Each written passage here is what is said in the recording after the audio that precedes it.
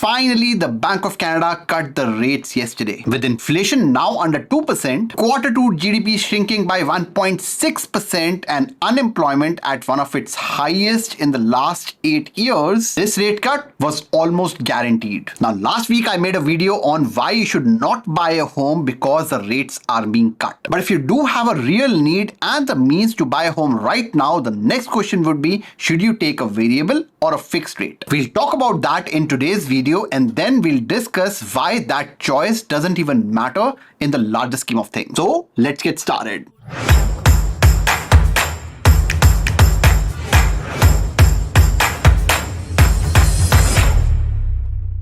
My mission is simple. I want to help 1 million immigrants retire with $5 million. Whether it's investing, real estate, tax strategies, or smart money moves like your interest rate, every video on this channel is designed to help you build wealth step by step. If you want to be part of that 1 million, just hit subscribe and let's grow together. Now, first, let's talk about what's happening with the rates right now. And I'll talk about both variable and fixed rates because it's important. Now, the variable rates right now are hovering around the 4.1%. I'm talking about insured rates right now. It can be 4%, it can be 4.2%. Depends on your file and the profile, but let's assume it's 4.1% at the right at this moment. The prime rate is at 4.95, and I've taken a 0.85% discount on that. So the rates are prime minus 0.85. Let's assume that's the average insured mortgage. Insured basically means that you're doing a less than 20% down. And if we assume 2 rate cuts this year or by early next year, there are 2 announcements happening, more announcements that will happen this year. So assuming that there are 2 rate cuts that would happen, it's not an optimist view. There's no optimism in rate cuts because it's happening because the economy is shit right now. Let's assume 2 rate cuts. The 4.1% will drop down to 3.6%, which is an amazing rate. I would say mid threes. It's better than the last 25-year average. So that's where we will be on the variable mortgages. Insured fixed rates right now are about 3.65 to 3.79%. So it's not very different from where we would land if we have 2 rate cuts. And it'll be quite similar, slightly better off if you are on variable, but it's quite similar. And the 2 rate cut announcements, like I said, are on October 29th and December 10th. So there's a very high chance that we will move at parity. And if you think that fixed rates will also come down because the variable rates are coming down, it's not a direct, there's no direct implication of Bank of Canada's announcement on the fixed rates. Fixed rates move with bond yields. We have talked about that in many videos. I would encourage you to go back to my channel and watch those videos. So no, there is no direct correlation between variable and fixed, but yeah, indirectly, there could be some correlation that could impact the fixed rates also coming down, but we don't know that. But what we know is there's a very high chance of variable rates coming down. Plus, historically, if you look at the history of rates, if I look at the last 25-30 years, variable rates have always been lower than the fixed rates. So even history dictates that variable rates will be lower than the fixed rates, and it's only been like 5 years in the last 30 years that that has not been the case, and the last 3 years have been part of those 5 years, right? So it's very, very rare that fixed rates are lower than variable rates. So if this story flips, that's actually normal. So honestly, there's hardly any difference. By the end of the year, you'll be at complete parity whether you go for fixed or variable rates. However, there are 3 types of people who would want to go for variable right now. Let's talk about variable rates first and why you would go for a variable rate. The first kind of person would be a flipper or a short-term investor, which I don't believe anyone should be in this market. Honestly, if you are going for this, like whatever you do, don't come. We are not doing mortgages for short-term flippers right now, just so you know, right? Because we don't believe in the product. We don't believe that flippers can make money, and we don't want to be part of someone losing money right now. It only makes sense because penalties to break a variable rate is lower, and that's why if you're a flipper or a short-term investor, you should go probably for a variable rate because the penalties will be lower when you break the mortgage, and you would have to break a mortgage because you're selling a home in short run. If you're an optimist, that's the second kind of people, which I don't mind, right? So like, you're an optimist and you are betting on a sub 3% variable rates and lower payments because of that. So, like a lot of people who come to us who are like, I think the rates will go down to 2.9, 2.8, one person said 2%. Now, I would be very, very surprised if it goes down to 2%. But if it goes down to about 3%, that's completely possible. But we don't know that, right? First of all, I love your ambition. It may be true, but still a long shot. Like sitting today, I still feel that 2% is a long shot. But yeah, maybe low threes is still possibility given where we are right now. If you're going for variable, if that's the case, like you're an optimist, if you're going for a variable, at least do the right, do it right and go for an adjustable payment variable. Now, the difference between, and I've talked about this on the channel, but I'm just, doing this because it's such a hot topic right now. What's the difference between an adjustable payment variable and a fixed payment variable? A lot of people who got their mortgages in 2022, they know this because they have been on the receiving end of adjustable payments or increasing amortizations. But basically, the adjustable payment is that the payment reduces as the rate drops. It also goes the other way if the rates increase, but the payments actually move with the rate because the interest is actually reducing and therefore the payment should go down. And it has the lowest penalties. It's just by design. There's no correlation between that, but the banks who who have adjustable payments, they just by structure have a lower penalty. Nothing to do with what kind of rate they're offering. It's just that bank has lower penalties. Again, I don't hold me for this because it just depends on the situation. But again, it's just something that to think about. But yeah, the point is that payments reduces as the rate drops. And if you are thinking of riding the wave of having lower payments eventually, and therefore your cash flow improving, and you will get like $300-400 of additional cash flow in the month to do a little bit of fun. If that's your intent, which a lot of people who are buying right now, especially if you're stretching on your budgets, their intent would be this: go for the adjustable payments and not for the fixed payments, because fixed payments, they simply move the principal and interest. So let's say the interest goes down, interest rate goes down, the amount of interest goes down and the amount of principal goes up, but the payment remains the same.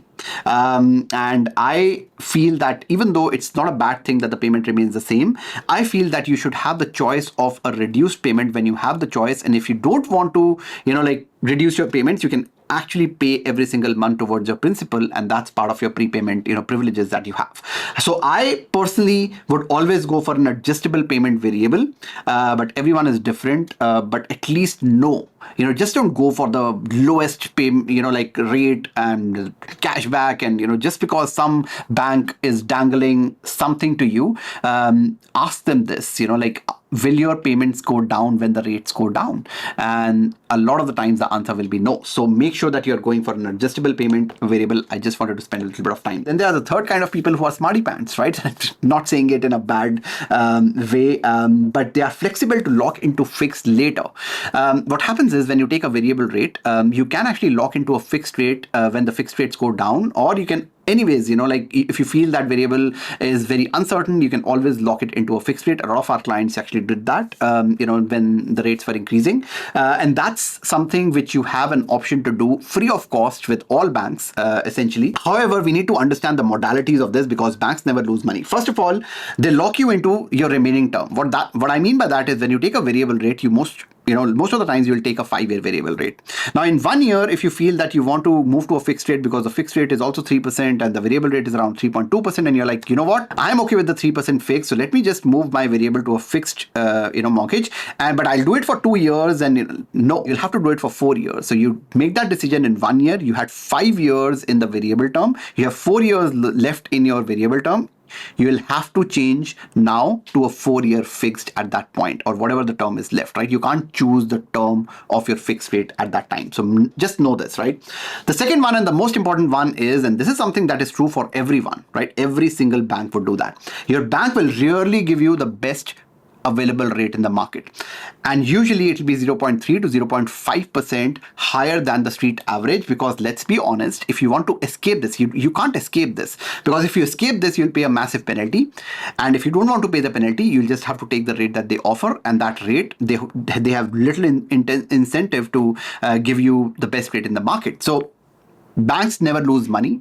They will give you a decent rate, but it will not be the best rate in the market. So just know that you will be above the street average at the time, and therefore, or you'll have to pay a massive penalty to go on the lowest rate. So when you see these banks dangling cashback and lower rates, always know that nothing is free and it comes at a cost. All of this free stuff is baked into your overall package. A cashback mortgage will either come with poor prepayment privileges, a higher prepayment penalty, along with a clawback on the cashback if you break the mortgage early, or if you take a decision from going from variable to fixed at a later date, it will be baked into your new fixed rate, which will be higher than the street average. If you are a capitalist bank, you would do the same. But if you are watching this video, at least you know what's happening. In my view, and that's true for most of my clients, most of the people should take a 3-year fix right now, because the 25-year average of fixed rates is around 4%, and you're getting a lower than 4% if you're doing a less than 20% down right now. In 3 years, the economy will look very different. It will be a lot stabler, and you'll have the flexibility in 3 years to make that move. You can move to a variable rate, you can move to a lower fixed rate. I don't think the rates could be higher, but even if they are, that's fine. At least you have the choice to do whatever you want. And third, and the most important point, is your mortgage is not a hedge fund that needs management. And this is an important one. Are you willing to track the market like a hawk so that you can make the move from variable to fixed rate just at the right time? And what is the right time? What if it drops to 3.5%? Will you make the move then? What if it drops to 3%? What if at that time the market sentiment is it could drop to 2%? At any given point of time, we'll never know where we have bottomed out. Now, don't get me wrong here. Some of my clients are going for a variable rate right now. They are the optimists, and they are probably right. Given where we are in the economy, there is a high chance that we will see the low 3s in variable rates very soon. But there are 3 more things that are true for these particular clients. The first one is they are not stretching on their budget. Their overall home-related expenses are less than 35%, in some cases less than 30% of how much they take home every single month. Number 2, they are also willing to keep the home for longer. That means that if they change their variable mortgage to a fixed rate mortgage, they can keep it for the 4-5 years that they took the variable rate for. And the third one, which is a shameless plug, is that they have me as a mentor within Grow Nation. And whenever there's a massive change in the market, I am watching the market like a hawk, and I can always give signals of when to consider moving to fixed. If any or all of these situations fit you, then variable still might be a way to go. But for everyone else, 3-year fixed is probably the right choice.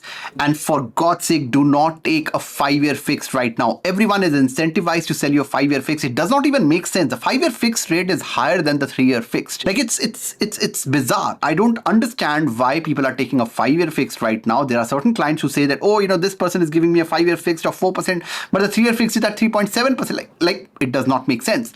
Moreover, the reason why you are being sold a 5-year fixed is because people get I get incentivized more to give you a 5-year fixed. I get incentivized more to give you a 5-year variable, even because you are longer in debt with the bank, and therefore the banks incentivize their brokers and their branches for being able to keep you longer with them. Now, the weirdest reason that I heard last week when a client came to us and their bank was offering them a 5-year fixed was that what if you lose your job? What if you go on mat leave and there's a time for renewal, and in those 3 years anything can happen, and then the banks will not renew the mortgage, or you'll not be able to change the mortgage, whatever it's false. A renewal is just a signature with the current bank. Yes, you might get a 0.1% higher rate. You might not get the best rate in the market on renewal. However, you can simply renew a mortgage. You don't have to requalify. As long as you've been making payments on time for the last 3 years, they will renew you happily without asking for any documents. Only if you have to make a change to your mortgage is when you have to produce documents. And that is also, that's a choice that you have, at least, right? So don't go for 5-year fixed purely because someone told you that you will not be able to renew if you go on mat leave or whatever. Renewal is simple signatures that you need to put on paper, and you can do that in 3 years and then take a 3-year again fixed term or variable. You'll want a choice when the economy improves. So make sure you're taking a 3-year fixed and not a 5-year fixed. But the bottom line is the fixed versus variable in most cases, practically speaking, is a moot discussion, because you are stressing about saving less than $10,000 in the next 5 years. But the real savings are in saving $200,000 to $300,000 over the course of your loan. Irrespective of what you choose right now, fixed versus variable, you are signing up a 25 to 30 year commitment. That's why banks love when you obsess about cashback and 0.2% difference in your rates. It distracts you from the real levers that you can pull in order to safeguard your financial future. And I will talk about that in my next video. Make sure you subscribe to the channel so that you do not miss that. The video will come in 3 days. That's all I have for today. मिलते हैं अगली video में. तब तक के लिए bye bye.